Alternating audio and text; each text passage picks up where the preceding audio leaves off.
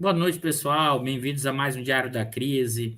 Hoje, dia 28 de janeiro de 2022. Hoje, um Diário da Crise de verão, vamos dizer assim, porque vocês não estão acostumados com esse cenário aqui atrás. Eu estou em Salvador. Vou ficar aqui uns dias descansando, renovando para, vamos dizer assim, para seguir na batalha desse ano. E a gente hoje vai iniciar a nossa série Financiarização, que na verdade é uma série especial com 3 episódios em formato de aula. Mas antes da gente começar, eu vou dar uma boa noite aqui. Uma boa noite ao Alfredo, que está aqui com a gente, o Capitão Caverna de Londrina, o Alfredo aqui também, a Cláudia dizendo que adora o formato aula que a gente vai fazer hoje. Inclusive, se vocês tiverem dúvidas ao longo da minha fala, coloque no chat, que aí o Bicalho vai colocar para a gente, assim, relacionado com uma aula. O Luiz também de Balneário Camboriú e pediu, o Joaquim Dantas, o Luiz pediu, Bicalho, para a gente dar os parabéns para ele, porque ele acabou de defender a dissertação dele de mestrado, né, em Economia Monetária e Financeira de Lisboa. Parabéns, Luiz, parabéns mesmo pela conclusão e pela defesa do mestrado. Tá? Grande abraço. O Edivaldo aqui, o Joaquim Dantas, que a gente sempre está com a gente de Jacarezinho, o Edivaldo também, boa noite. A nossa de sempre, o Anique, a gente está dando boa noite enquanto o pessoal está chegando, para a gente fazer essa conversa, a aula de hoje. Né? O Fábio Bueno, a Milene Chaves, que está sempre aqui também com a gente. Abraço, Milene. A Rose, dando boa noite. O pessoal está chegando. O Manuel Carlos Bueno também, sempre por aqui, né? O André dando boa noite também. O Jackson Oliveira, boa noite. Eu acho. O Gabriel está sempre também aqui com a gente. Abraço a todos. A Tânia também. A gente vai seguindo, dando esse boa noite. Nesse instante, a gente começa com a Tânia, senão eu só fico dando boa noite e a gente não começa, tá? O Marcelo Galeano também aqui com a gente. O Daniel, que está sempre aqui com a gente, direto de Maceió, né? Acho que a gente pode começar, né, Bicalho? Senão o Gilson. Agora a gente começa. A questão. E aí, vamos. Michaela, que está sempre aqui com a gente também, é do setor elétrico, Bicalho, está sempre acompanhando o debate. Vamos lá, pessoal. Qual é o formato que a gente vai fazer nos 3 próximos diários da crise? Tá? É um formato de conversa-aula. A ideia é discutir a questão do que é financiarização. E por que eu estou querendo reforçar isso? Porque a discussão do que é financiarização, muitas vezes, fica numa discussão do que é neoliberalismo. Né? O Daniel está preocupado aqui com a questão da guerra, essa discussão. A gente resolveu realmente, pessoal, essas próximas 3 semanas, a ideia a gente vai trabalhar realmente conceitualmente. Eu sei que tem debate da discussão da guerra da Ucrânia, tem o debate Alckmin ou não. Inclusive, no plano eleitoral, a gente resolveu não entrar nessa discussão agora, porque muito dessa discussão a gente, inclusive, já adiantou em outros diários, né? A gente já falou que o Moro não tinha chance, a gente já falou que o Bolsonaro é o candidato que vai para o segundo turno, que o Lula é o candidato que vai avançar fortemente, e todas as inquietações, mas a gente vai debater isso, a gente vai ter um tempo longo, a gente vai fazer bastante provocações e questões, mas acho que esse início de ano, eu acho que a gente vai fazer uma discussão sobre financiarização, porque eu acho importante. Por quê? Porque o que é financiarização? Né? E é muito importante isso, porque o campo da esquerda, sabe, Bicalho, sabe quem está nos assistindo agora? O campo da esquerda costuma utilizar palavras e jargões como fosse assim. O problema é o neoliberalismo, o problema é a financiarização. Como se fosse um ser, um elemento exógeno, externo, fora. Mas o que é neoliberalismo? O que é financiarização? Né? Porque senão fica parecendo o seguinte: o problema é o neoliberalismo, o problema é a financiarização. Ok, mas o que é financiarização? E dado o que é financiarização, como mudar a constituição desse processo de financiarização? Eu acho que fica uma discussão, uma dificuldade enorme de entender os processos, e essa falta de entendimento dos processos dificulta enormemente as estratégias e as formas de ação. Né? Acho que isso é um elemento importante dentro desse debate. O Glauco está aqui, eu vou só colocar, eu sei que a gente não vai votar nessa discussão, que o Bolsonaro vai desistir. Glauco, só acredito vendo nessa história de desistência do Bolsonaro, tá? Eu não vou entrar nesse debate agora, mas o Bolsonaro, para mim, continuará sendo candidato. O Bolsonaro não vai desistir, a não ser que aconteça alguma coisa muito drástica. Duvido que o Bolsonaro vá desistir para sair candidato a governador numa situação dessa como a gente está vivendo. Mas vamos lá. A gente vai discutir mais para frente. Isso a gente não vai discutir nas próximas 3 conversas, aulas aqui, porque a gente vai ficar muito mais focado na discussão do conceito do que é financiarização, para entender, inclusive, os enfrentamentos que terão que ser feitos ou as dificuldades num tipo de economia financeirizada e quais são as particularidades da financiarização no Brasil. E antes da gente entrar no que é financiarização, eu acho que aqui não tem só economistas, pelo contrário, a gente sabe disso, tem um público amplo, e a gente vai destrinchar conceitos, simplificar coisas antes da gente discutir o que é um ativo real, o que é um ativo financeiro. A gente vai voltar no básico, e aí a gente vai fazer esquema aula mesmo, pessoal. Quem está aqui no ao vivo, fala assim, Eduardo, eu não sei o que é um ativo financeiro. Coloca aqui, ou o que você falou não entendi. A ideia a gente vai fazer hoje, né? Avançar na discussão conceitual, alguns dos elementos para uma aula para não economistas, uma aula para não necessariamente da área de administração ou da área de economia. Para a gente precisa entender alguns elementos básicos que eu acho fundamental. Primeiro, diferenciar o que é um ativo, né, real e um ativo financeiro. Primeiro, saber o que é um ativo, né? Aqui, às vezes, as pessoas têm dificuldade. O que é um ativo? Né? Um ativo significa, por exemplo, se eu tenho um carro, isso é um ativo para mim. Né? Se eu tenho um saldo no banco, isso é um ativo. Se eu tenho uma poupança, isso é um ativo. Mas se eu tenho uma dívida junto ao banco, eu tenho um passivo ao banco. Significa dizer o seguinte, um ativo, no caso do banco, eu tenho um crédito.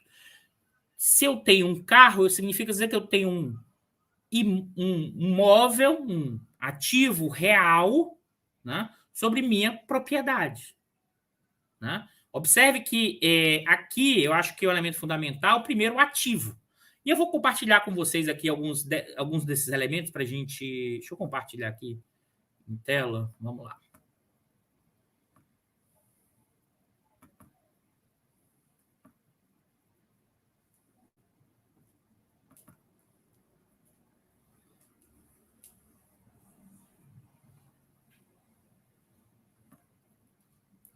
Né? Então, por exemplo, que são real, ativos reais. Uma casa é um ativo real. Um carro é um ativo real. Um prédio é um ativo real. Uma propriedade rural é um ativo real. Máquinas e equipamentos são ativos reais, que estão associados a uma questão física, material. Tá? Então, são ativos. E ativos porque estão associados ao quê? A um determinado bem, a uma determinada mercadoria, a um determinado ativo. Então, essa é a primeira ideia fundamental, o que é um ativo real. Tá? O segundo elemento, que é um ativo financeiro. Né? A ideia de um ativo financeiro está associado ao quê? Acho que aqui fica até o próximo até melhor. Por exemplo, né? Ações. O que é uma ação, para quem não sabe? Né? Uma ação é um título que está associado a um pedaço da propriedade de uma empresa. Então, você recebe o quê? Um papel que diz que você é dono de parte dessa empresa. A mesma coisa, um título público. Né? Se vocês vão aí, entram na internet e falam, olha, eu estou querendo investir o meu dinheiro em título público. Isso já é possível. Então, você vai lá e compra um título público, ou seja, um título do governo. Vocês estão emprestando dinheiro para o governo, estão recebendo um título, dizendo que esse título vai ser pago daqui a 1 ano, 5 ou 10 anos, e vai remunerar por mês ou por ano tanto de taxa de juros. Isso é um ativo que vocês têm mas é um ativo financeiro que está associado a um contrato, né? Isso vale tanto para a dívida pública como para a dívida privada. Depois eu vou explicar isso com calma para vocês, né? Então, observe bem, né? Deixa eu parar aqui o compartilhamento, né? Deixa eu até compartilhar por aqui, Bicalho, que acho que fica melhor no outro item aqui. Deixa eu ver. Deixa eu só botar aqui porque fica visível para mim também. Acho que eu não estou conseguindo fazer isso, não. Deixa eu ver aqui.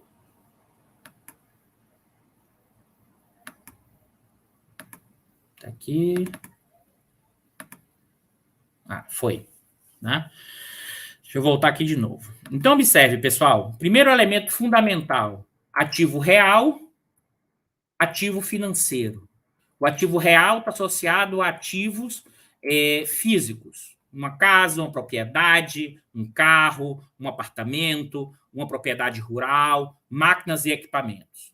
O ativo financeiro está associado, por exemplo, a ter dinheiro. E observe aqui, tá? Ter dinheiro no banco. Vocês têm o quê? Um ativo, um crédito, né? Deixa eu voltar aqui para a tela cheia de novo, né? Vocês têm um crédito, né, no banco e que é um ativo financeiro, porque é o quê? Um contrato. Na hora que você coloca o seu dinheiro no banco, o banco diz assim, o banco diz assim, vocês têm um crédito comigo, vocês têm lá, vocês recebem um papel que é um elemento contábil que diz que vocês têm um determinado depósito ali no banco. Então, isso é um ativo financeiro. Ativos são bens, mas pode ser bens associados a bens materiais ou contratos, né? Então, o Júlio está dizendo aqui ativo financeiro. É isso, Júlio. Ativo financeiro está associado, por exemplo, se você tem uma caderneta de poupança no banco. Isso é um ativo financeiro. Porque, na verdade, você colocou o dinheiro no banco, né? E o banco tem um contrato com você que você tem um depósito ali realizado. Isso é um ativo financeiro. Mas não só um dinheiro no banco, né? Na hora que você compra títulos do governo, observe, tem lá um título no valor de... Porque hoje pode fazer isso. Então, você tem, por exemplo, 5 mil reais e você resolveu aplicar financeiramente esse dinheiro comprando títulos do governo. A taxa Selic, e daqui a um ano, a taxa Selic com pagamento daqui a um ano. Então, o que é que você fez quando você comprou um título do governo que custa 5 mil e que vai te remunerar 9% ao ano? Daqui a um ano, o governo federal vai te pagar esse valor de 5 mil e mais ao longo desse período ou no final do contrato, 9% de juros. Na hora que você detém esse título do governo, você tem um ativo financeiro. Então, ativos financeiros estão associados a contratos. Mas vocês sabem muito bem que isso não é apenas, por exemplo, comprar títulos do governo. Existem vários tipos de ativos financeiros. Vocês compram ações. Ações também é um ativo financeiro. É um título de propriedade de uma empresa e que tem como característica associado a um ativo financeiro, porque está associado a um contrato específico de propriedade dessa empresa. Tá? Mas não só commodities, né? Júlio, a gente aqui não é uma discussão de como você vai ganhar dinheiro e fazer aplicação financeira. Aqui nós vamos discutir o que é o mecanismo de financiarização. Aqui não é uma aula sobre como que tipo de aplicação fazer, onde você tem rentabilidade maior, maior investimento. Isso aí, existem muita gente que faz isso, em várias aulas e vários cursos. Esse não é o objetivo aqui dessa aula. A nossa discussão é como se constitui, como se configura o processo de financiarização e quais impactos e efeitos disso para o conjunto da sociedade, tá, Júlio? Então, assim, não é o objetivo aqui tá associado à lógica de como fazer o tipo de aplicação financeira ou não, tá ok? O Bicalho até comentou, ó, Qualquer coisa, dá uma olhada na live do Eduardo Moreira, que ele faz isso muito bem. O Paulo Gala também faz isso muito bem, né? Então, não, Júlio, sem problema. Pode fazer pergunta, não tem nenhum problema. Eu só estou dizendo que não é o foco aqui dessa discussão. As perguntas podem ser feitas. Aqui é uma conversa-aula, então, sem problema, tá? Qual é o ponto que aqui acho que é fundamental? É preciso entender o que é um ativo financeiro e do que é um ativo real. Né? Pessoal, um ativo financeiro não é que ele não exista, não, tá, pessoal? Ele é uma forma de contrato. Observe bem.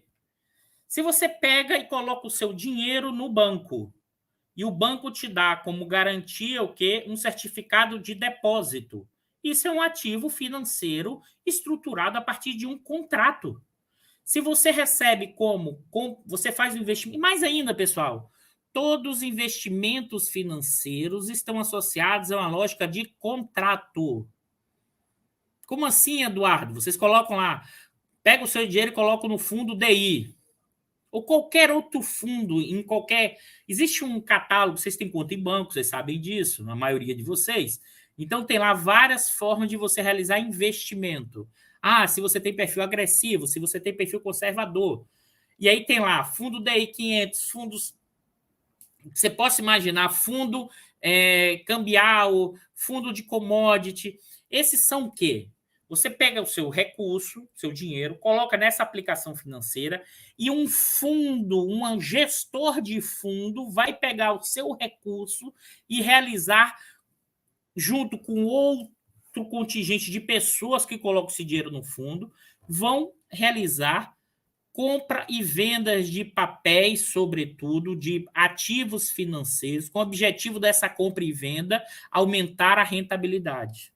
Aumentar a rentabilidade financeira, aumentar o lucro dessa aplicação financeira. Né?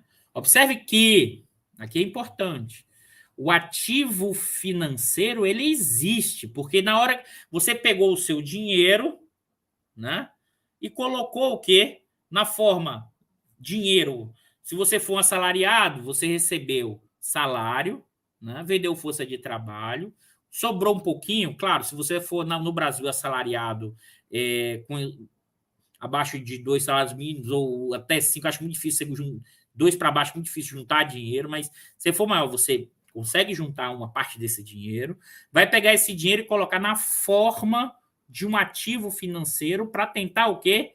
Aumentar esse dinheiro. Na linguagem marxista, o quê? Aumentar o D para o D' direto, que é o chamado capital portador de juros. Depois a gente explica isso com calma. O D'. Vocês têm um dinheiro, vão colocar no banco, o banco vai pagar uns juros para vocês, uma rentabilidade para vocês, e ele espera com o dinheiro de vocês ganhar mais do que a rentabilidade que vai pagar para vocês, evidentemente. Senão, porque o banco vai ter lucro e tem bastante lucro. Né? Então, esse é o primeiro ponto para a gente separar, né, ativo real e ativo financeiro. Né? Acho que esse é o primeiro ponto. Qual? Ativo financeiro está associado a ativos vinculados a contratos. Contrato que está associado a, por exemplo, propriedade acionária, contrato que está associado à dívida pública, contratos que está associado à dívida privada. Como assim dívida privada, Eduardo? Por exemplo, hoje em dia, pessoal, as grandes empresas do capitalismo mundial, elas se financiam, né? Elas se financiam como? Colocando uma dívida privada no mercado. Eu vou explicar isso com calma para vocês, tá? A Cláudia está aqui falando, os ativos financeiros é uma moeda abstrata? Não, Cláudia, não é uma moeda. O ativo financeiro, né? O dinheiro parece que não existe. Não, o dinheiro existe. Vamos ter cuidado com isso, pessoal. A Cláudia já está falando em desdobramento, que é o capital fictício. Mas isso aqui eu vou ainda detalhar com cuidado. Tá? O ativo financeiro, ele existe. O que a gente vai ver é que o ativo financeiro pode assumir um preço, um valor acima, né, a depender da conjuntura, acima do que ele vale. Porque pensa comigo o seguinte, Cláudio, pensa aqui comigo agora, vamos parar o raciocínio. Ó. Você tem 20 mil e você vai comprar títulos do governo. O que é que você está fazendo? Você está emprestando o seu dinheiro para o governo. O governo promete te pagar 20 mil daqui a um ano e vai te pagar juros. Isso existe. O ativo financeiro, ele existe na forma de contrato. Porque é o quê? Você emprestou os seus 20 mil para o governo e o governo te promete pagar daqui a um ano, né, os mesmos 20 mil e te pagar juros. Isso a gente chama do capital portador de juros. É o D linha, que é o quê? Alguém que tem um superávit e empresta para outro, né, esse dinheiro e espera receber uma remuneração. Claro que dá uma sensação de moeda abstrata, mas não é uma moeda abstrata. Né? A questão toda isso significa o quê? São ativos financeiros associados a contratos. Isso sempre existiu, tá, Cláudio? A questão toda a gente vai ver isso. Sempre existiram ativos financeiros. Porque sempre existiram, inclusive, se você pensar, vamos pensar na seguinte situação. Olha como isso está associado a determinadas situações, que é o seguinte: uma pessoa física faz um empréstimo para outra pessoa física. Vamos voltar no tempo, 200, 300 anos. Se você volta 200, 300 anos aqui ou lá, sempre existia uma coisa do crédito. Alguém, você me empresta aqui, você me paga lá, que era o agiota, e daqui eu recebo uma nota de crédito, uma nota promissória, e prometo pagar daqui a 5, 6 anos. Ou daqui a um ano. Então, na verdade, se você pensar o ativo financeiro, e depois eu vou explicar com calma, é que o ativo financeiro letra de câmbio é muito antigo, mas mais do que letra de câmbio, é nota promissória. Isso é muito mais antigo ainda, que era a forma como você fazia dívida e você fazia nota promissória. Né? Não, tá bom, Cláudio, tudo bem, mas é importante porque tem muita confusão. É importante a pergunta, porque tem muita confusão, e a ideia nessas 3 aulas tirar algumas dessas confusões do que é o crédito, do que é o capital portador de juros e do que é o capital fictício. Mas isso vamos com calma, tá? Vamos com calma. Então, primeiro elemento que é fundamental acho que o João está falando aqui sobre os levantamentos de lucros e dividendos das grandes empresas. João, essa a gente não vai falar nessa discussão nas próximas aulas, que é a discussão de financiarização. Tá? Eu vou sim falar que as grandes empresas brasileiras elas são financeirizadas, mas eu vou explicar a forma como elas são financeirizadas. Né? Sim, eu faço estudos sobre esse levantamento desses lucros das grandes empresas, né? E elas são do quê? Das 500 maiores, das de capital aberto, que são divulgadas isso, por exemplo, na CVM. A CVM divulga isso, é dado aberto, inclusive. Eu extraio da Economática, tá? Mas a CVM, se você entrar no site da CVM, dados abertos CVM, você consegue achar dessas empresas. Dá um trabalho maior para sistematizar, mas você consegue fazer. Mas vamos voltar aqui à nossa discussão. Desse primeiro ponto. Separar o que é ativo real e do que é ativo financeiro. Vamos lá. E aqui acho que a gente começa a entrar na nossa discussão. O que é financeirização? Primeiro, existe um enorme debate do conceito do que é financeirização. Ele não é um conceito consolidado. Né? Existem 3 grandes... Né? 3 grandes, vamos dizer assim, interpretações do que é financiarização. Qual é a primeira? Que eu acho ela empírica e, ao mesmo tempo, diz muita coisa, mas não diz nada. Qual é? Nos últimos anos, sobretudo a partir dos anos 80, com o processo de liberalização financeira, com um aumento, com a desregulamentação bancária, os bancos passaram a ofertar cada vez mais uma quantidade maior de ativos financeiros, né? Se você olhar, você tem uma infinidade de opções de investimentos, de ativos financeiros. Isso a gente, no debate da questão financeira, você cria o processo de inovações de produtos financeiros, e aí você aumentou esse portfólio de opções, mas é mais do que isso. A primeira definição está associada ao quê?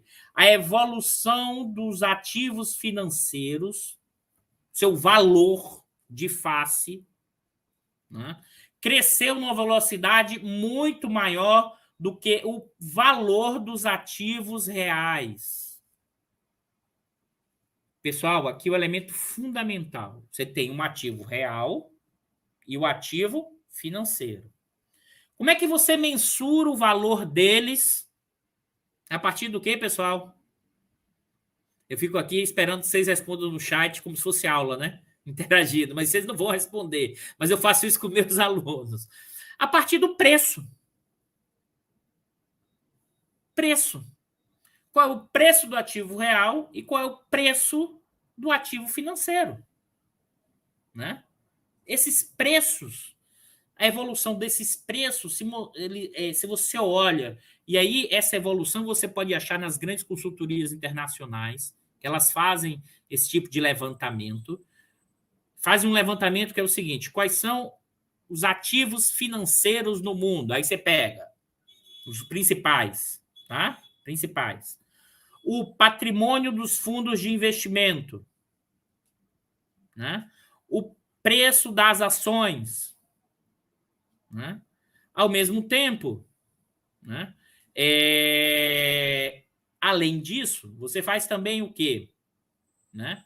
Por outro lado, coloca o preço dos ativos reais, o preço da terra, o preço dos imóveis, né? E mensura, faz o valuation, ou seja, faz o valor justo do ativo financeiro, do conjunto dos ativos financeiros e do conjunto do valor dos ativos reais. O que tem se visto nos últimos 40 anos com o processo de liberalização é uma elevação muito maior do valuation, do valor dos ativos financeiros vis-à-vis os ativos reais. Né? O João está aqui falando, e o preço do ativo financeiro se dá como expectativa. Na verdade, João, e aqui o velho Keynes nos deu essa... Ele que melhor sistematizou isso quando ele vai falar do preço dos ativos financeiros e reais, acho que o capítulo 23, se não falha a memória. O preço de um ativo financeiro ou real está associado com expectativas do futuro. Necessariamente. Não é apenas a ideia de que o preço do ativo financeiro se dá com expectativa do preço do ativo real, né? Na verdade, mesmo o preço do ativo real tem uma expectativa do quanto esse ativo real vai render no futuro. Cuidado, cuidado. Por exemplo, aí que a gente pode... Foi boa essa pergunta, João, porque a gente pode falar o que é o valuation. O que é o valuation no âmbito das finanças? É calcular qual é o valor de um ativo real ou financeiro. Como é que funciona isso? Então, vamos lá. Uma plataforma de petróleo, que eu tenho estudado uma plataforma de petróleo da Petrobras tem um preço que pode variar de $1 bilhão a $3 bilhões. Tá? Vamos pegar uma plataforma que custa $3 bilhões. Foi gasto $3 bilhões pelaquela unidade de produção. Né? Isso é quanto foi gasto em termos o quê? Desembolsados. Se a plataforma ficou pronta e o preço do petróleo subiu para R$100, o preço dessa plataforma vai ficar mais caro. Por quê? Porque essa plataforma vai gerar produção de petróleo no futuro a um preço do petróleo no futuro maior. Trazendo isso para o valor presente, essa plataforma vai ficar, inclusive, valendo mais do que os custos de produção dela. Ou seja, Mesmo ativo real, que é uma plataforma de petróleo, João, o valuation é medido com base nas expectativas acerca do futuro.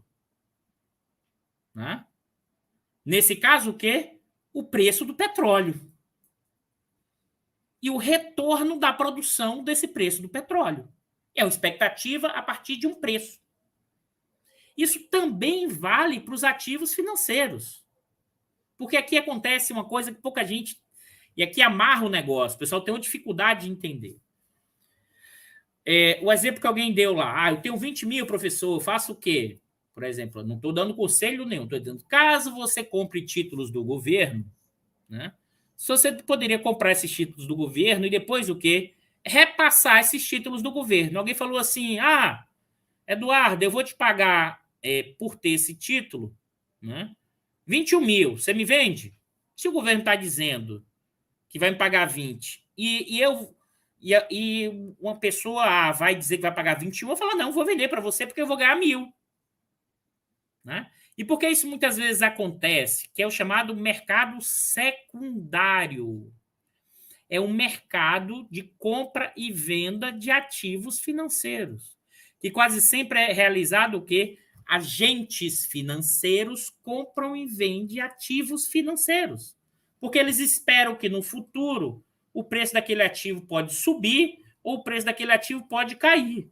Se ele acha que ele tem um ativo que vai cair o preço, ele vende. E a tendência é que, se todo mundo acha, o preço vai cair realmente. Aquilo que o Keynes vai chamar do efeito manada. Né? Então, em certa medida, né, aqui o Edu... Mas tem empresa na Bolsa... com preço, lucro baixo. Mas é exatamente isso, Edu Moreira. Assim, a conexão... Aqui, novamente... Tanto o ativo real como o ativo financeiro, você precifica não necessariamente apenas pelo lucro imediato, mas a expectativa de lucro futura. Né? Qualquer formação de preço é expectacional. Isso o Keynes já tinha explicado para a gente. E é expectacional em que sentido? O quanto esse ativo real ou financeiro vai me gerar receita no futuro. Isso não necessariamente é financeirização, tá? Aqui que é a questão importante. Financeirização, a gente vai detalhar melhor, mas a ideia de expectativa do futuro para a formação de preço, isso é característico em qualquer situação, independente se a economia está mais ou menos financiarizada. Isso está associado a o quanto esse ativo vale, né, a partir de expectativa de receita futura e o quanto, né, o detentor desses ativos, dessa riqueza, vai optar por ampliar esses ativos em outras áreas que têm um risco maior ou um risco menor. Porque isso é das finanças básico, que é o seguinte, quanto maior o risco, maior a expectativa de lucro. Quanto menor o risco, né, menor a expectativa de rentabilidade. Para quem não sabe, qual é o menor risco de um ativo financeiro de um país? É sempre o título da dívida pública do país. Porque, para quem não sabe, o país não quebra na sua própria dívida. Ele emite moeda. Eduardo, mas isso pode gerar inflação. É outra coisa. Mas um país não quebra, ele pode quebrar se ele não tem dívida externa, mas ele não quebra na sua própria moeda. Tá?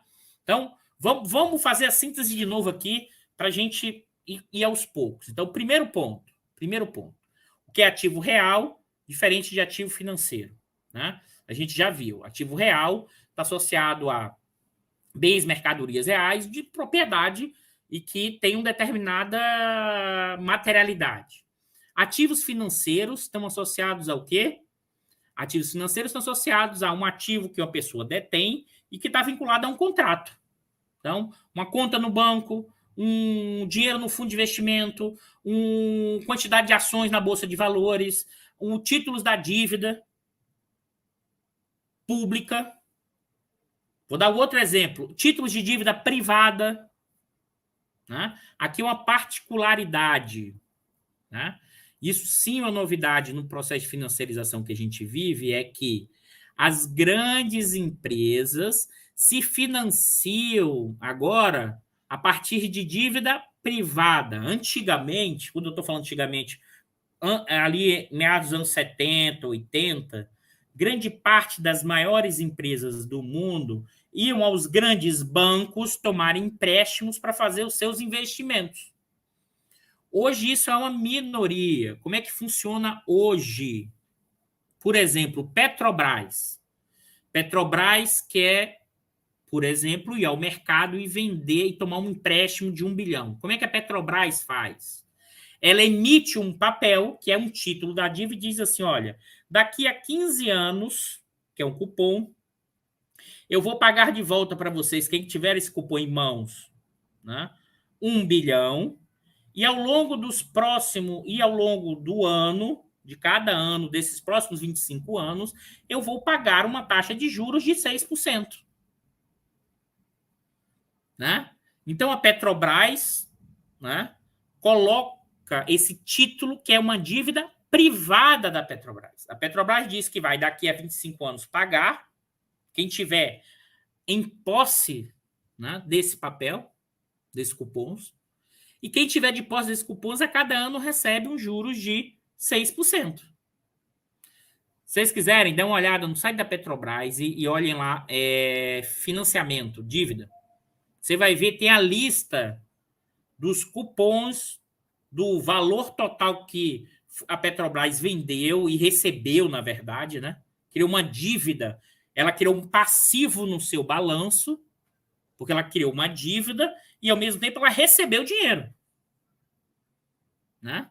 Quem detém essa dívida da Petrobras, que vai ser paga no futuro, além de tudo, e a Petrobras paga juros para esse detentor, é um ativo financeiro. Qual é a contrapartida para a Petrobras? A Petrobras tem um passivo financeiro, que é uma dívida. Né? Então, acho que esse é o elemento importante para entender. Então, ativo real e ativo financeiro. Agora, o outro elemento que eu estava explicando para vocês, né? Que é o valor desses ativos e que estão associados aos preços desses ativos. Né? O preço desses ativos está associado sempre a uma expectativa futura. Que expectativa é essa? É quanto esse ativo real vai render. E eu dei o exemplo da plataforma. Né? Se a Petrobras hoje constrói uma plataforma, o preço do petróleo hoje está beirando 70, 80, e o preço do petróleo cai para 50 no próximo ano. O que é que vai acontecer com o valor estimado dessa plataforma? Vai cair. Né? Isso a gente chama de impairment. O valor cai por quê? Porque naquele momento que o preço do petróleo caiu, a expectativa de retorno que a plataforma vai ter vai ser menor, porque o preço caiu. Isso vale para ativo real, mas isso vale para ativo financeiro. Na linguagem das finanças, chama valuation, ou no português, valor justo, e que está associado ao quê? Ao quanto esse ativo vai render no futuro para o proprietário desse ativo. Tá? Então, fechamos aí, nessa conexão que eu acho importante. A questão toda que se coloca, vamos lá, pessoal, nem definir financiarização ainda, tá? Por isso que é importante essas 3 aulas, a gente vai realmente aos pouquinhos, porque são alguns conceitos que são importantes deixar claro. Né? A questão toda, e aí a discussão sobre gestão de portfólio de ativos, né, como eu falei para vocês que o Keynes fez, que é a lógica, que é como você vai detendo riqueza, colocar os seus ativos de forma a aumentar a rentabilidade num conjunto. Né? No seu conjunto. Né? E como eu falei para vocês, risco maior, expectativa de retorno maior. E risco menor, paga uma remuneração menor. Então, por exemplo, títulos do governo é a menor remuneração porque o risco zero. né? Taxa Selic é o piso, mas é risco zero. Como assim, Eduardo? O governo está quebrado? Não, pessoal, desculpa. O governo não quebra na sua própria moeda. Ele sempre vai conseguir honrar esses compromissos. Só esse governo que conseguiu inventar precatório numa situação como essa, com capacidade de fazer isso. Mas não vou entrar nessa discussão aqui. Tá? Então, primeiro ponto, acho que esses conceitos são fundamentais. A Michelle está falando, e esse valor estimado que está sendo calculado para as hidrelétricas da Eletrobras? Michela, é sim. É o chamado valuation. Claro que esse valuation tem vários, vamos dizer assim, parâmetros e várias premissas que você pode oscilar muito o preço e o valor. Por quê, pessoal? Vocês já pararam para pensar o seguinte, o valor de uma plataforma. Uma plataforma vai produzir petróleo nos próximos 20 anos. E eu vou estimar o preço do petróleo daqui a 20 anos. Você acha que alguém vai conseguir acertar o preço do petróleo daqui a 20 anos? O valor exato ou próximo? Dificilmente com nenhum modelo. Então, sempre tem uma incerteza enorme no cálculo do valuation, de quanto esse ativo vai render no futuro. Isso é capitalismo. Isso o velho Keynes já falava. Sobre a incerteza do devir, sobre a incerteza do futuro. Isso vale para ativos reais e ativos financeiros. Isso é a lógica do capitalismo. Por isso que o Keynes defendia a regulação, né, às instituições para reduzir essas incertezas. Né? Mas vamos seguir aqui, tá ok? Por enquanto ainda nem definimos financiarização, mas vamos lá. Uma definição mais simplificada, né? Simplificada, está associada à ideia de que financiarização é o valor total dos ativos financeiros crescendo numa velocidade muito maior do que dos ativos reais. E isso é uma evidência empírica. Isso as grandes consultorias realizam e nos últimos 40 anos há um descolamento, né? Com todos os problemas que esse tipo de pesquisa tenha, tá, pessoal, de estimar isso. As pessoas precisam entender que é o seguinte, o PIB, acho que o Bicalho está mandando um recado aqui, uma hidrelétrica com lago coberto de placas solares sem placa, vale a mesma coisa? É evidente, Bicalho, que não. Porque um lago, até o Bicalho faz a pergunta aqui, mas que tem a ver com isso. Não, por quê? Porque um lago, né, de uma hidrelétrica tem o seu valor que está associado a quanto vai render de determinada energia elétrica. Mas essa placa também, né, vai gerar uma receita futura maior com a utilização. Pois é, o Bicalho está dizendo, diz isso para o TCU. Mas, Bicalho, o TCU cabeça de planilha. É difícil, pessoal, achar que um lago vale a mesma coisa com e sem placa. Isso é o básico do básico de qualquer análise de valuation de finanças. Tanto é que a gente fez discussão de valuation da RILAN com o TCU não tem a mínima ideia. No parecer dá para ver que ele não tem a mínima ideia. Eles disseram assim, já que a Petrobras fez, eles estão certos. O negócio é seguir isso, mas vamos voltar, Bicalho. Então, então, o que é que acontece? Vamos lá. Então, tem essa estrutura e que você observa o seguinte, se você pega 45 até 79, os ativos financeiros em relação aos ativos reais caminharam para e passo. Por que caminharam para e passo? Porque você tinha uma regulação, porque os ativos financeiros estavam muito mais associados ao financiamento do investimento, né? O mercado bancário estava associado à canalização, né, de segmentos credores para segmentos para a questão do financiamento. Né? O Júlio está perguntando aqui, existem setores onde há menos incerteza e são interessantes serem controlados pelo Estado? Júlio, todos os setores têm incerteza, mas é evidente que o setor financeiro, eu vou explicar isso, os ativos financeiros, têm uma incerteza ainda maior. Sobretudo porque ele vai ter uma característica de alavancagem. Mas aguarda aí, Júlio, que eu vou voltar nesse ponto, tá? Que é essa ideia da alavancagem, que é uma característica da financiarização. Você começa a comprar e vender esses papéis na expectativa de lucro futuro desses papéis, porque o preço desses papéis vai subir. E se não sobe, todo mundo cai, aí todo. Mas a gente vai chegar nesse ponto. Vamos com calma, vamos ter que ir passo a passo. Tá? Então, primeira definição: o aumento o valor dos ativos financeiros cresceu numa proporção muito maior do que o valor dos ativos reais. Isso é uma constatação. Isso é uma constatação. Evidentemente que eu não acho isso uma boa definição do que é financiarização. Isso, para mim, ela é importante, mas ela é minimalista. Isso é observável. Sim, aumentou os ativos financeiros, o valor. É mais ainda, pessoal, aumentou a riqueza na sua forma financeira. É isso que as pessoas têm dificuldade de entender. Aumentou a quantidade de pessoas que têm títulos de dívida privada, pública, vis-à-vis a quantidade de capitalistas que têm dinheiro na forma de fábrica, propriedades rurais, ativos reais.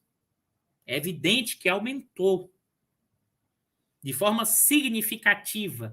A riqueza no capitalismo atual está associada ao quê? A sua forma financeira. Ações, títulos de dívida privada, títulos de dívida pública, letras, alguém falou letras de câmbio, mas mercado de commodities, mercado cambial, né? Petrodólares, mercado de commodities futuro, sobretudo títulos de dívida privada hoje, privada. Eu vou explicar depois isso com calma nesse mecanismo. A questão toda se coloca o seguinte, eu acho que essa primeira definição ela é importante, mas ela é limitada. A segunda definição, que está no bojo numa discussão keynesiana e até de alguns marxistas, é que a financiarização está associada ao aumento do poder do setor financeiro vis-à-vis ao setor produtivo e que o setor produtivo perderia com isso. Eu costumo dizer que isso, na minha leitura, é uma meia-verdade. É evidente que o setor financeiro aumentou o seu poder, mas quem disse que o setor produtivo também perde com isso? Quem disse que os capitalistas industriais vão manter apenas a sua riqueza na forma de capital industrial? Eles também colocam o seu dinheiro, pessoa física, em fundos de investimento. Observe isso. Não dá para separar o dono da empresa, né, e do capitalista, dono da empresa produtiva, e esse mesmo capitalista que pega a parte desses lucros e coloca no fundo de investimento. Ele pode até dizer assim, pô, eu poderia estar ganhando mais do lado produtivo, ok, mas ele compensa isso ganhando do lado financeiro. Então, não é disfuncional para o capitalismo, enquanto capacidade de acumular capital. A gente pode dizer que é disfuncional para manter a legitimidade política, o emprego, a renda, a hegemonia no seu sentido amplo. Isso é outra discussão. Mas é funcional, sim, para manter a lógica da valorização do valor, a lógica da acumulação de capital. Acho que isso é importante. Né? Então, o que a gente está aqui definindo, e aí depois a gente vai explicar isso com bastante cuidado, com passo a passo, a financiarização, sim, é o aumento dos ativos financeiros em relação ao ativo real, sim, mas isso por si só não explica. É um conflito entre capital produtivo e capital financeiro? Não.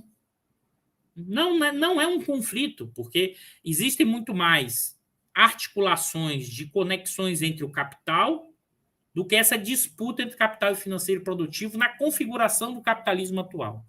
O que a gente está chamando aqui de financiarização é uma nova forma como o capitalismo se configura nesse momento em que há uma predominância do capital portador de juros. Como é que a gente explica isso? Aí você vai dizer, peraí, Eduardo, agora deu chute, agora, peraí, não, agora é que a gente vai começar, né, a destrinchar parte da aula e que a gente vai ver isso nas próximas aulas. Pelo que eu estou vendo aqui, pelo menos está todo mundo acompanhando. Novamente, pessoal, fique à vontade para colocar no chat questões básicas. Aqui tem não economistas, aqui tem gente de outras áreas. Então, dúvidas, questões, vocês podem ir, que a gente. É um pouco que eu faço isso na minha aula, eu vou dialogando o tempo inteiro, puxando essas questões, e fiquem à vontade de perguntar o básico, tá? Mas vamos lá. Então, deixa eu voltar aqui a compartilhar a tela com vocês.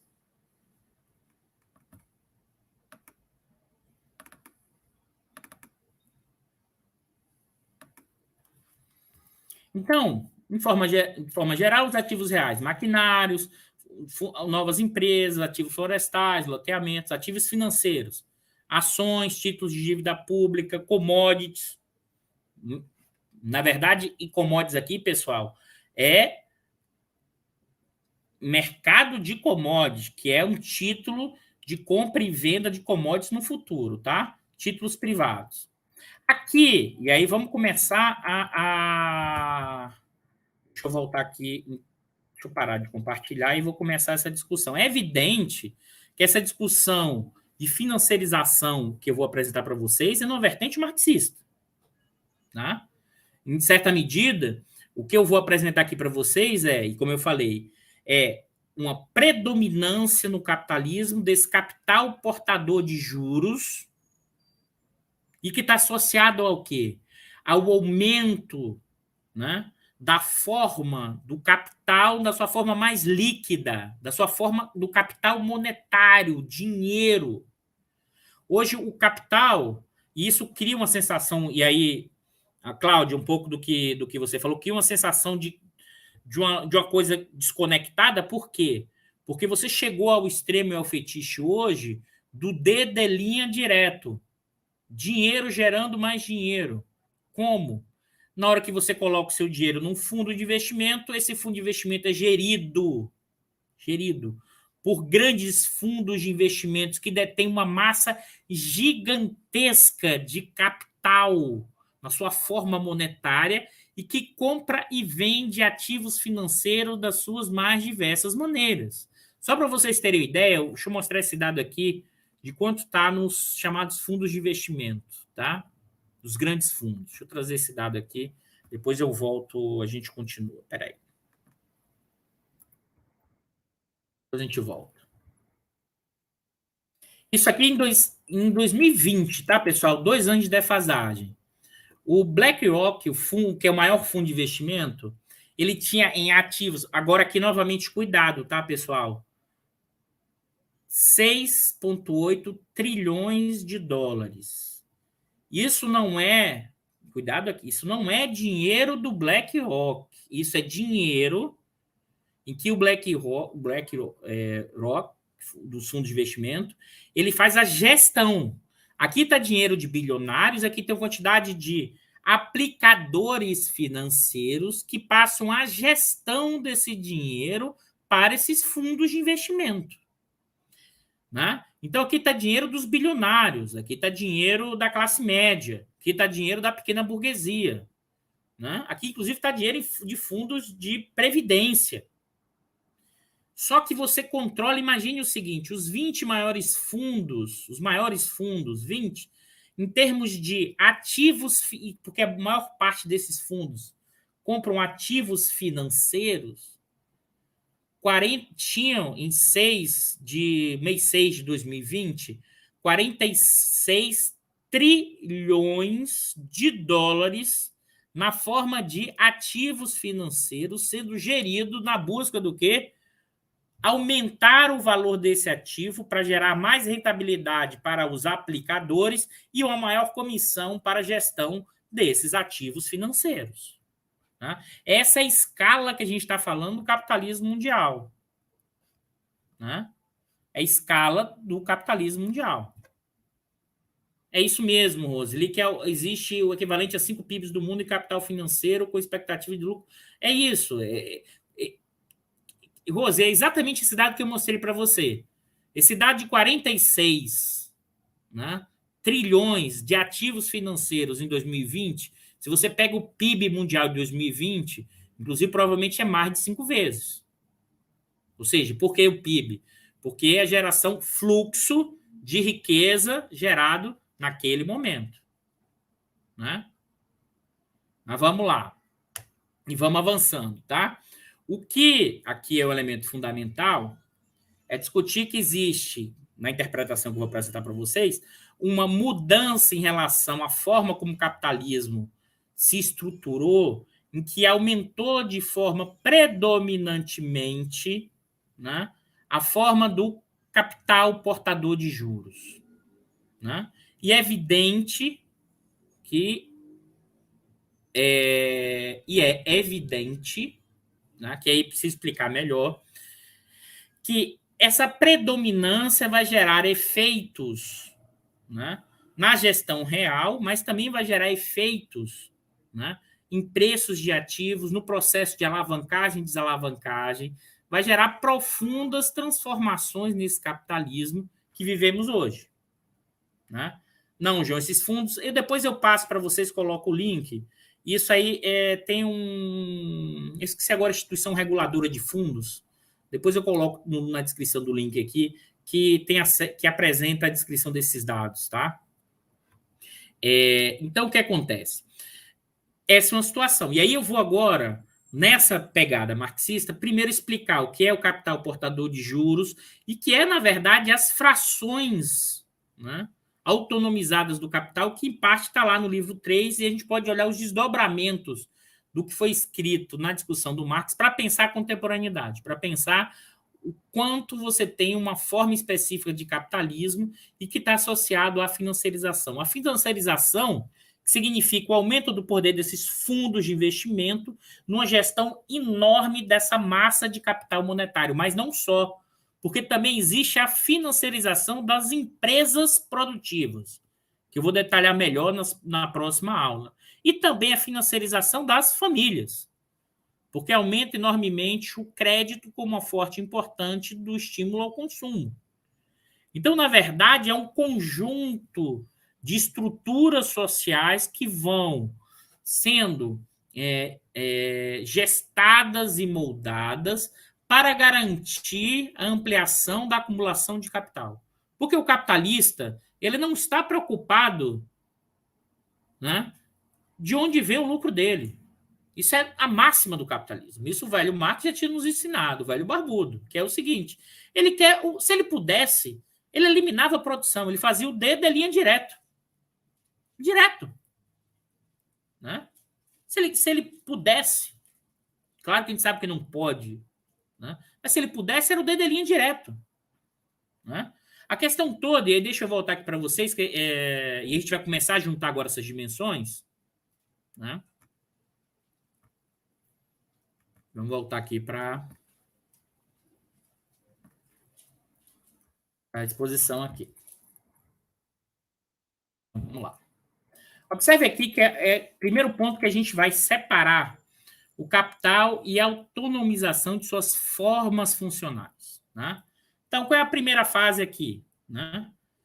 Dinheiro compra mercadoria. Que mercadoria é essa? Mão de obra e força de trabalho. No processo que isso é o quê? Capital monetário. DM. E o que é o capital monetário? É o dinheiro adiantado para o processo de produção. P, produção, capital produtivo. Capital produtivo aqui, pessoal, não é só capital da indústria, não, tá? Aqui é o capital que está associado à geração de mais-valia. Você pega mão de obra, força de trabalho, gera uma nova mercadoria, um emilinha novo, que aqui está aí dentro a mercado, quanto foi o dinheiro aplicado aqui anteriormente, mais a mais-valia, que vai ser, inclusive, o resultado desse D', que é o dinheiro anterior mais um Dzinho a mais, que é o lucro. Essa primeira fase, né, do processo geração e circulação do capital, né, se divide entre capital monetário, capital produtivo e capital mercadoria, que é a fase da circulação. Porque não adianta você produzir, você tem que vender. Você tem que vender a mercadoria. Isso, no livro 3 do Capital, eu vou chamar formas funcionais do capital. Capital monetário, capital produtivo e capital mercadoria. E aqui, eu estou usando Sabadini em um texto de 2013, que ele diz o seguinte: quando Marx teoriza o ciclo do capital ou o processo de sua circulação, ele o faz considerando exclusivamente a perspectiva de uma única espécie de capital que gera valor e mais-valia, por ele denominado de capital industrial, que é o capital produtivo, e mediante o suposto ou nível de abstração do capital em geral, corresponde à forma capitalista de produção, independente da divisão da produção por ramos distintos da produção social. E aqui esse desdobramento, deixa eu parar um pouquinho para ver se alguém fez alguma pergunta, porque aqui quando eu volto, a tela não estava aparecendo não, né, pessoal? Tá, então vocês conseguiram ver a última tela que eu mandei da leitura, não, né? Alguém de... Deixa eu colocar de novo aqui.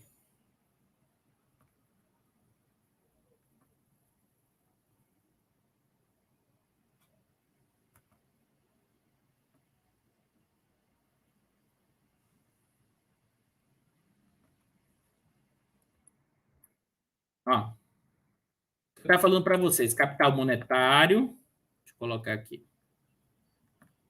né? O capital monetário, que é a primeira fase do ciclo do capital, dinheiro, mercadoria, força de trabalho, matéria-prima, processo de transformação da produção, que é o capital produtivo. Aqui na fase da produção é onde está a geração da mais-valia, e essa mercadoria é vendida, né, para que permita a realização do valor, né, e por conseguinte da obtenção desse mais valor ou mais-valia, tá, para a obtenção desses lucros. Isso é que vai chamar das formas funcionais do capital. Né? Deixa eu parar agora um pouquinho e voltar aqui. Ainda não está aparecendo, pessoal? O que é que está acontecendo? Espera aí. Deixa eu fechar, então...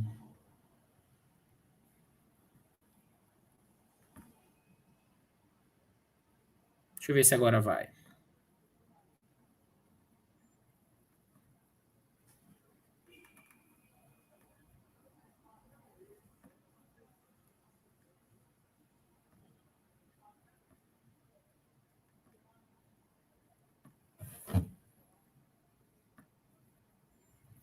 Pessoal, digam aí se foi ou não.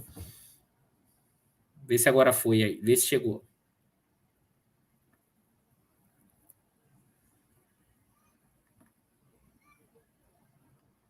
Ainda não? Pô. O que aconteceu aqui? Vamos lá. Deixa eu ver se eu consigo compartilhar o slide. Espera aí. Vamos seguindo. Ainda não, né? Pois é, né? Isso acontece. Vamos lá. Não. Vou tentar aqui dar esse jeito agora. Aula 3. Aula sim. Vamos.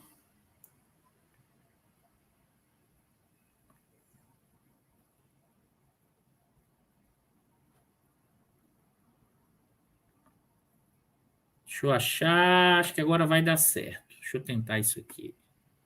Só um minuto, pessoal. Ao vivo, né? Professor se embolando com a aula, mas a gente resolve. Só guardar um pouquinho e a gente resolve.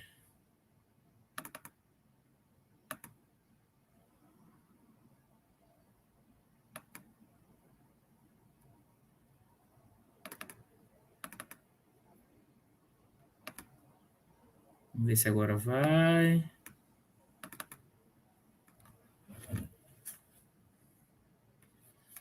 Acho que agora vai. Espera aí, vamos aguentar só mais um minutinho.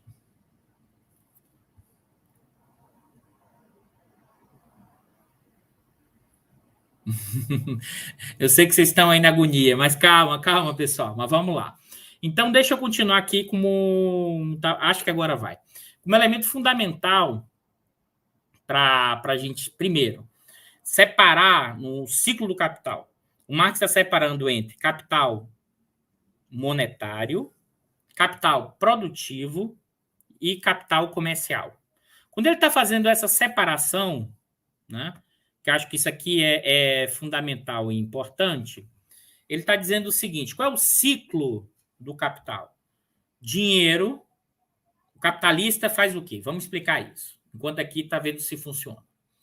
O capitalista, tá, pega um volume de dinheiro que pode ser dele, de capital próprio, ou toma emprestado.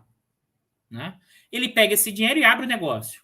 Ele abre o negócio comprando mercadorias e pagando força de trabalho. E realiza o processo de máquinas e equipamentos, realiza o processo de produção, que é a segunda fase, né, do processo do ciclo do capital, que é o produtivo, que é o que o Marx vai falar, o âmbito da produção. É quando ali a interação entre máquinas, capital morto, com...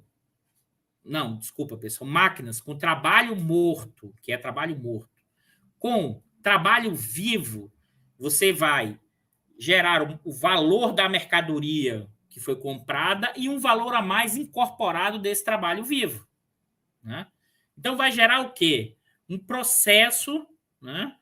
Pronto, agora acho que eu consegui, pessoal. Agora apareceu. Agora ainda consegui fazer bonitinho esse negócio. Vamos lá. Deixa eu colocar para vocês. Digam aí se agora foi, pessoal.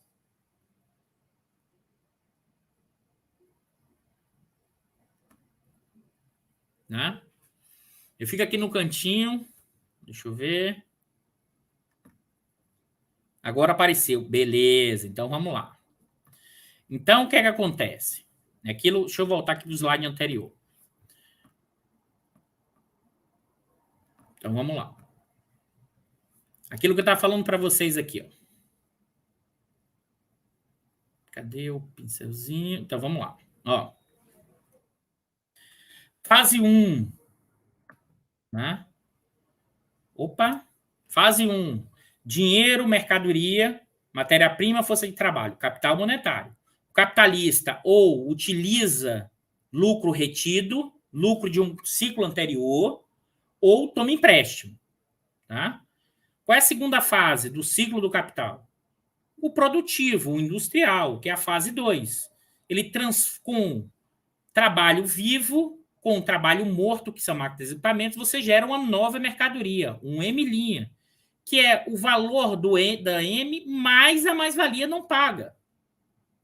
Né? Isso vai gerar o quê? Um D'. Né? Esse D', né? Esse D', né? Em relação ao D, que é o dinheiro inicial, mais um Dzinho a mais, que é o quê? A mais-valia, né? O lucro que o capitalista oferiu a partir desse processo que está associado à mais-valia. Essas formas funcionais do capital é o capital monetário, capital produtivo e capital mercadoria. Tá? Aí eu vou ler de novo para vocês. Quando Marx teoriza o ciclo do capital ou o processo de sua circulação, ele o faz considerando exclusivamente a perspectiva da única espécie de capital que gera valor e mais-valia, por ele denominado capital industrial, e mediante o pressuposto ou nível de abstração do capital em geral. Corresponde à forma capitalista de produção, independente da divisão do capital por ramos distintos da produção social. Tá? Então, aqui, deixa eu avançar que é importante, né? Que é o seguinte. Lembra? Fase 1, fase 2 e fase 3. Capital monetário, capital produtivo e capital mercadoria. Só que você gera autonomização dessas formas funcionais do capital. Porque não existe só um capital. Existe o capital em geral. Existe o banqueiro. Existe o comerciante. Existe o industrial. E mais ainda, o industrial, então, tinha um peso muito menor até antes do próprio capitalismo. Né? Ou seja, o que é que significa aqui nessa história? O capital monetário, né, a autonomização dele está associada ao quê? Ao capital portador de juros. O que é o capital portador de juros? Vamos pensar aqui nesse início, a lógica do capital monetário. O capital industrial ou o dono de uma fábrica vai abrir o negócio. O que é que ele faz? Toma um empréstimo. Ele toma um empréstimo de quem? Né? Associado a um volume de um capital monetário e que quem emprestou esse recurso vai querer o quê? Juros. Então, o desdobramento do capital monetário é o capital portador de juros. O desdobramento do capital produtivo é o capital produtivo. O desdobramento do capital de mercadorias se divide entre capital de comércio de mercadorias e o capital de comércio de dinheiro. Você tem de um lado aqui, mas aí alguém poderia estar me perguntando. Eu vou até fechar e depois eu volto de novo. Deixa eu minimizar a tela aqui. Aí alguém poderia estar falando assim, mas espera aí, Eduardo. Como é que está de um lado e do outro, né? Depois eu volto aqui. Como é que você está? O João está perguntando, capital comercial seria uma das formas do capital produtivo? Não, João. O capital comercial não é uma forma do capital produtivo. Ele, na verdade, ele opera no ciclo não da produção de valor, mas da realização do valor. Ele não está no âmbito da produção, ele está no âmbito da circulação. O capital comercial é aquele que vai ser funcional para que a mercadoria seja vendida, né?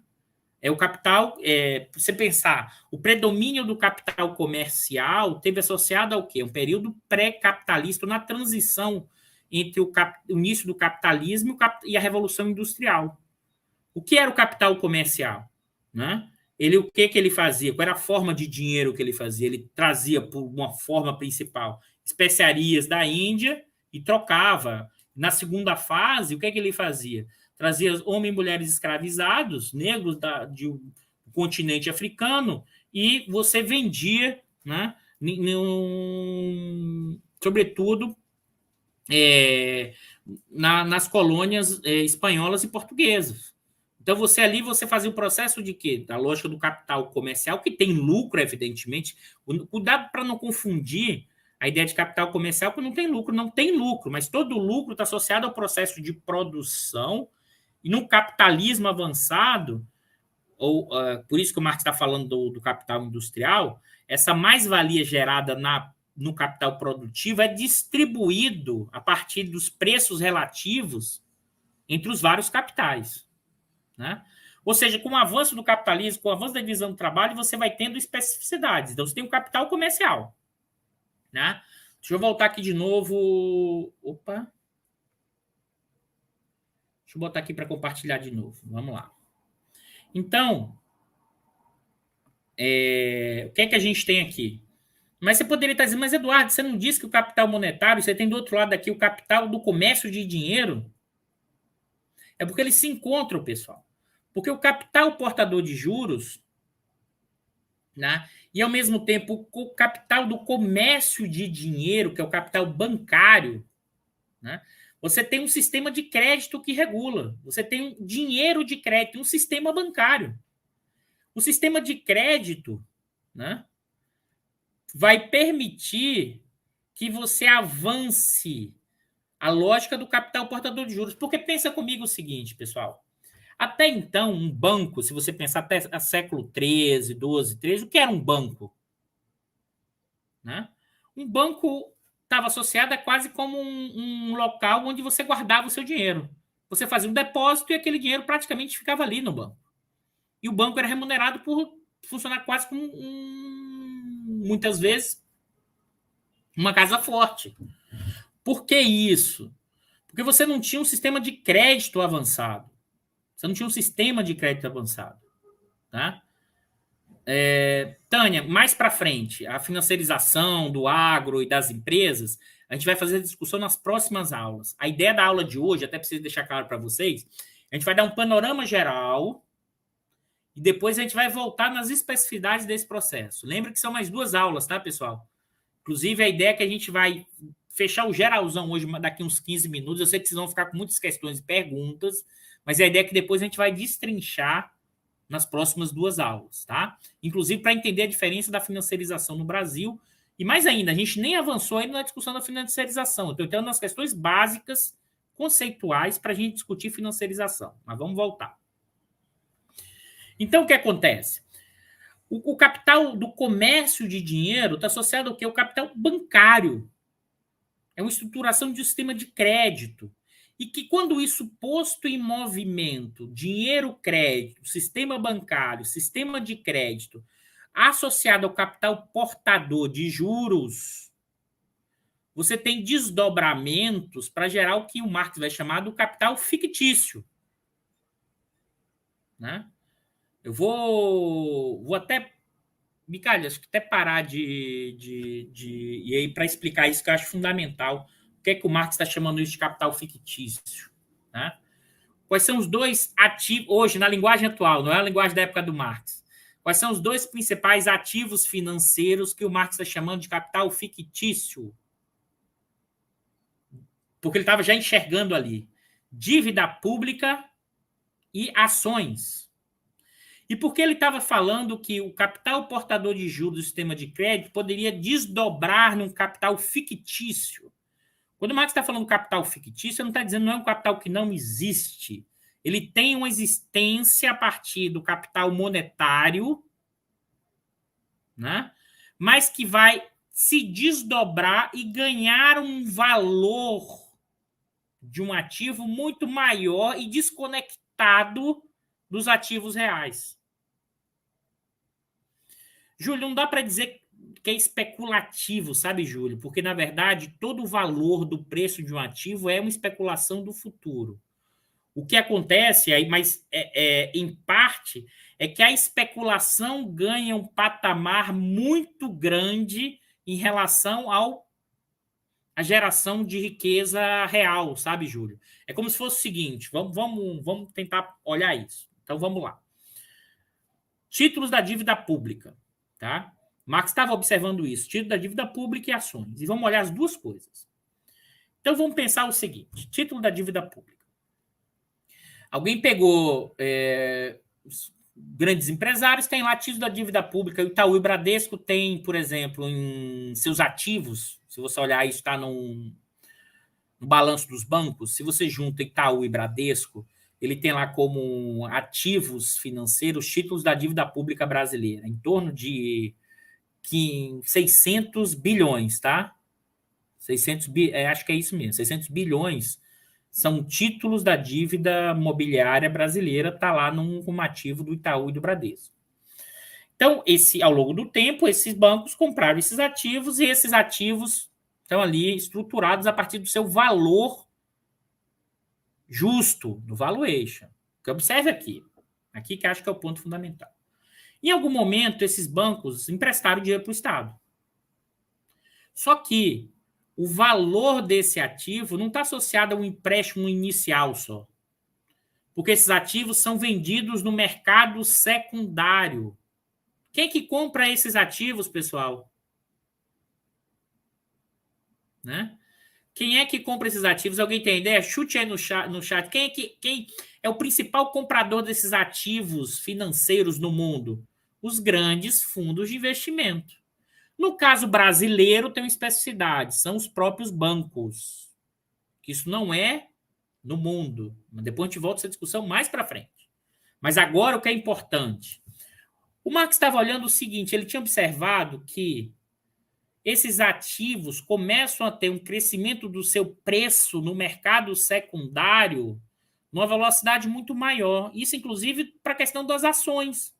O preço das ações subindo muitas vezes numa velocidade maior do que a capacidade de geração de lucro das empresas. Isso é o capital fictício.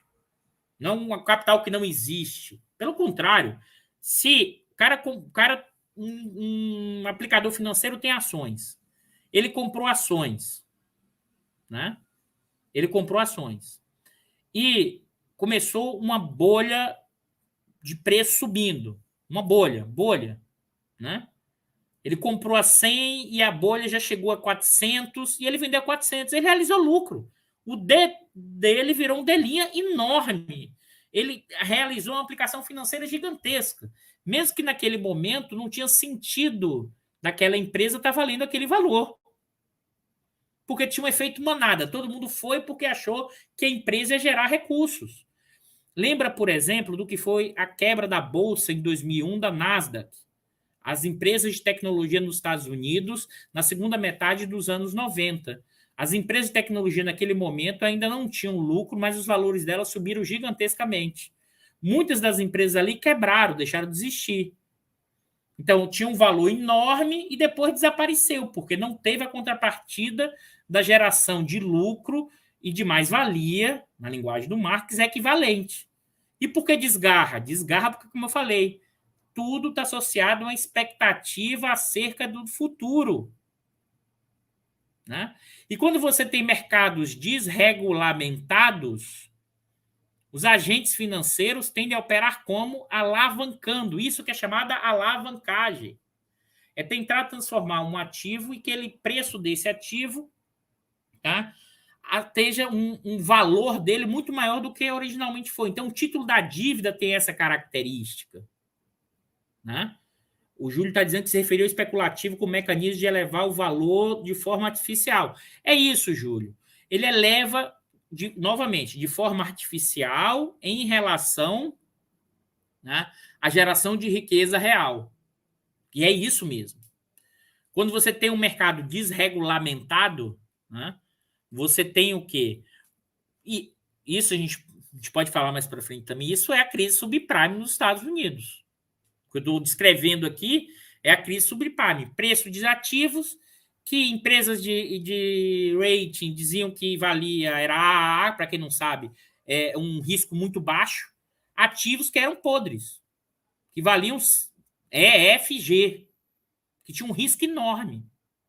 Né?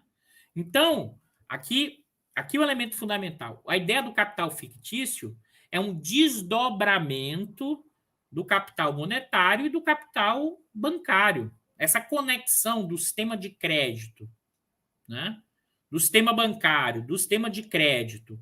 Isso gera capacidade, né, de ampliar um DD' descolado da capacidade da geração de riqueza real. É nesse sentido que, em certa medida, o Marx está apontando, já ali, enxergando, no momento que nem tinha esse avanço do sistema financeiro, né, a possibilidade das crises, das chamadas crises financeiras. Porque é só olhar o seguinte, pessoal, vamos lá. A gente pode olhar isso para o mercado de títulos, mas a gente pode olhar isso para o mercado de ações, nada do governo.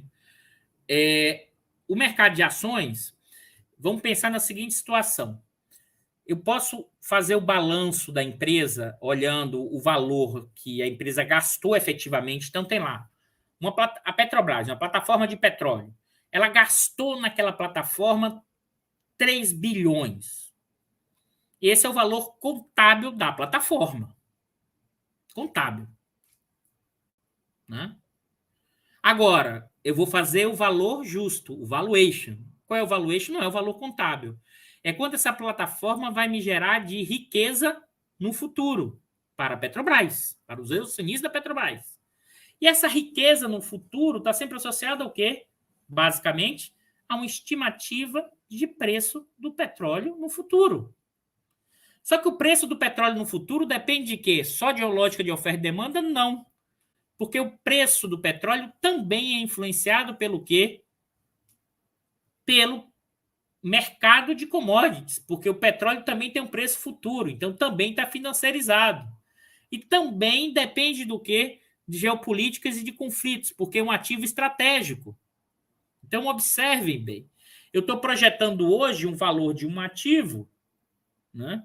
Mas que pode amanhã girar completamente. Depende da política. É isso mesmo, João Ricardo. Também depende da política, depende da geopolítica. O que significa dizer que esse capital fictício está associado ao quê? A preço desse ativo. É como se fosse o seguinte: o preço desse ativo inflou, né? Ele existe, não é que ele não exista, esse capital existiu inicialmente como valor monetário, capital monetário. Isso, Cláudia, é dinheiro gerando dinheiro. Se o capitalista pudesse, ele eliminava o trabalhador e fazia o DD' direto. Só que o DD' direto, né, é impossível. Porque você tem que gerar o quê? Você tem que extrair lucro dos trabalhadores, a mais-valia, para que isso seja distribuído no conjunto.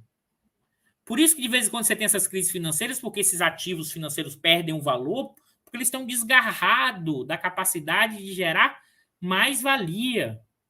da capacidade de gerar mais riqueza ao longo do tempo. Então você não desgarra. Talvez possa existir no futuro distante algum modo de produção que seja diferente, mas nós vivemos no capitalismo, é assim que opera. E aí você tem toda a razão, Cláudio. O fetiche hoje, nesse momento, é que você tem o quê? A tentativa do capitalismo avançado de linha direto. Né? Só que isso é uma fetichização. Por quê? Porque você precisa gerar. É pelo contrário.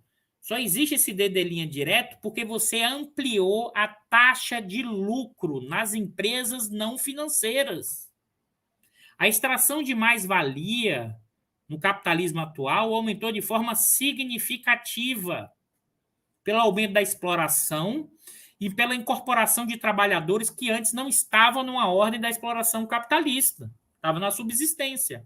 Quando você vai para o trabalho industrial, o trabalho formal, você aumenta o volume da mais-valia e você também aumentou o grau de exploração da mais-valia. Né? Exatamente, João. Só que em algum momento os ativos desse capital fictício desmorona e que está associado ao quê? O estouro da bolha. É evidente, observe bem, que depois da crise de 2008, a gente pode depois entrar em detalhes disso, o Estado atuou, sobretudo, para garantir o preço dos ativos financeiros, como fez agora na crise de 2020. A injeção de liquidez dos BCs, dos bancos centrais do mundo, no início da crise, todo mundo evocando Keynes. Keynes, na verdade, foi a atuação do Estado para garantir o preço dos ativos financeiros. Né? Ou seja, para garantir a riqueza dos detentores da sua forma líquida, da riqueza hoje, que é da sua forma do capital monetário, que está associado a ativos líquidos, ativos financeiros. Né? Eu acho que esse é um ponto importante. Deixa eu colocar de novo aqui, voltar um pouco. Observe, por enquanto, a gente só está dando ideia geral, né, dessa estrutura. Então, o que eu estou apresentando para vocês aqui é o seguinte: eu estou dizendo o seguinte, tem uma predominância hoje do capitalismo contemporâneo, do capital portador de juros e seus desdobramentos do capital fictício. Depois eu volto nesse mapinha que ele... Opa! Depois eu volto nesse mapa na próxima aula, mas quais são os elementos gerais, porque a gente vai fechar essa primeira aula hoje com 1h30, 1h40. Que é o predomínio social da forma capital portador de juros e sua derivação, o capital fictício. Então, você tem o aumento do avanço dos movimentos especulativos, a separação entre propriedade do capital monetário, que é o capital portador de juros, e o capital funcionante. Eu vou explicar isso na próxima aula. A expansão do capital portador de juros não resulta em um antagonismo entre propriedade e gestão, entre indústria e finanças, entre as frações rentistas e industriais. Eu queria chamar bastante atenção nisso, porque tem todo um debate dizendo que existe um antagonismo entre indústria e finança. Não tem hoje. Né? A gente vai desdobrar isso e apresentar mais para frente. Então, essa predominância social do capital portador de juros e sua derivação, a difusão do capital portador de juros é a forma mais exacerbada do fetichismo do capital, pois apaga as origens do mais-valor. É o dedo da linha direto. Como se não existisse a necessidade de exploração. E é o contrário. A expansão dessa forma de capital, sob intenso movimento de concentração e centralização de capitais, leva ao mesmo tempo a concorrência, leva ao mesmo tempo a concorrência entre as frações capitalistas e a ampliação da extração de mais-valia. Tá? Deixa eu parar aqui, deixa eu sair da tela cheia, né? Deixa eu parar e voltar. Tá? Então, observe, eu queria, nessa primeira aula, eu sei que vocês vão ficar com gosto de quero mais mesmo, mas é assim mesmo, são 3 aulas. Eu quis dar um panorama geral, tá, desses dobramentos da financiarização, e é mais ainda, a gente vai entrar na discussão das próximas aulas, descer desse nível de abstração maior, entender o seguinte: o que é que isso significa e o que é que isso impacta, né? Por exemplo, na financiarização, qual é o papel dos bancos hoje, né, mundialmente? Qual é o papel e como a financiarização no âmbito das empresas produtivas e no âmbito das famílias? Então, só para deixar um gancho para a gente ficar para a próxima aula, que é o seguinte. Uma das características da financiarização hoje é os grandes bancos comerciais perderam relevância no cenário internacional, né? Que eles antes eram o principal instrumento de financiamento do investimento, eles perderam relevância, porque as grandes empresas passaram a fazer o quê? Se financiar com dívida privada. Aumentou o papel de quem? Desculpa, pessoal, dos bancos de investimento. Os bancos de investimento vão fazer o quê? Eles vão colocar esses papéis da Petrobras e de grandes empresas no mercado de títulos, no mercado financeiro. E quem vai comprar esses títulos privados? Os fundos de investimento. Né? O caso brasileiro tem especificidades, a gente vai deixar mais para a terceira aula. Agora, qual é o outro elemento? As empresas não financeiras vão se financiarizar pelo financiamento e pela própria lógica de gestão empresarial. Porque pensa o seguinte, você é um CEO, um gestor de uma empresa não financeira. E aí você olha, qual é a rentabilidade do setor financeiro? Está dando 15%. Então eu vou ter que fazer o quê? Uma escolha de portfólio. A minha empresa também tem que ter lucro de mais de 15%. E para aumentar esse lucro vis-à-vis o outro tipo de ativo, de investimento, o que é que eu tenho que fazer? Aumentar o grau de exploração. Aumentar o grau de extração de mais-valia. Né? Extração de mais-valia. O que significa dizer que o aumento da exploração do trabalho é o reflexo dessa forma de financiarização mais geral do sistema. E se, por um lado, os trabalhadores são mais explorados nesse momento, por duas formas. Mais-valia absoluta, ampliação da jornada, que é a uberização, menos leis trabalhistas, e de forma intensiva, com mais uso de tecnologia. É a combinação das duas coisas ao mesmo tempo. E esse mesmo trabalhador, para conseguir comprar as coisas, precisa do quê? Do crédito. Ou seja, vai ao banco tomar crédito, né, para conseguir consumir. Então, observe que a financiarização é mais do que um indivíduo versus o outro, ou uma fração do capital industrial versus capital financeiro. É uma estruturação do capitalismo, a forma como o capitalismo se estrutura hoje.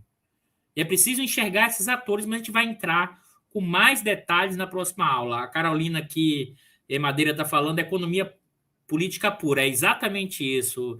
É economia política com nível de abstração elevado, mas ao mesmo tempo olhando o que é o capitalismo contemporâneo.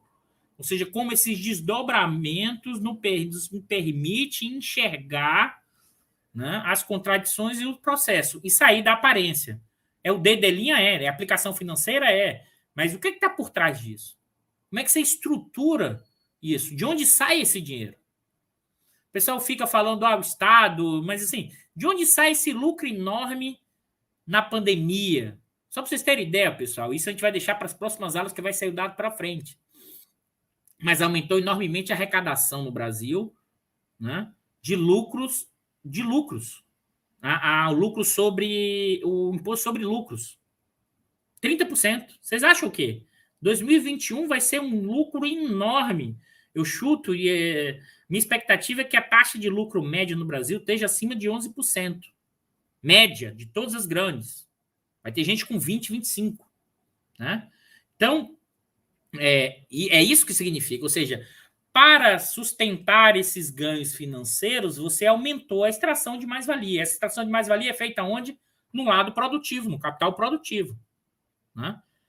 Então, é essa lógica que a gente precisa compreender dessa totalidade, mas nas próximas aulas a gente vai detalhar a financiarização, a gente vai descer o nível de abstração, né? Olhar o que é esse capitalismo contemporâneo financiarizado, e na terceira aula a gente vai discutir o Brasil nesse contexto. Tá? Mas é isso, pessoal. Eu sei que vocês estão hoje quero mais, mas a gente fica por aqui para a gente depois ir desdobrando o que a gente viu e outros elementos. Tá ok, pessoal? O diário de hoje a gente volta na próxima sexta-feira.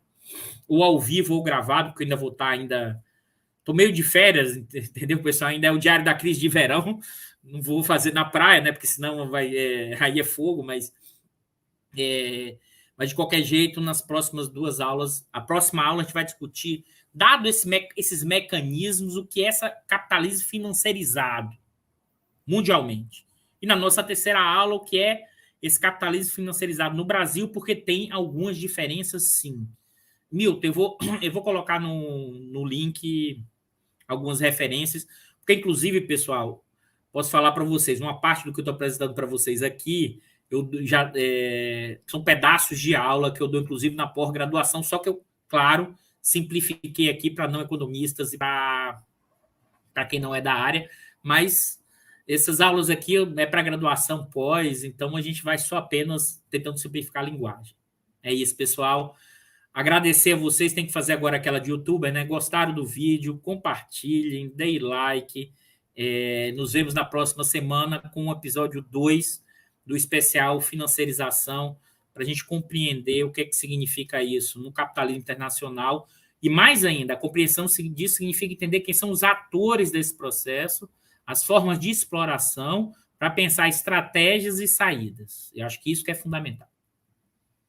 Então, se gostaram, marque o sininho aqui embaixo, dê o like.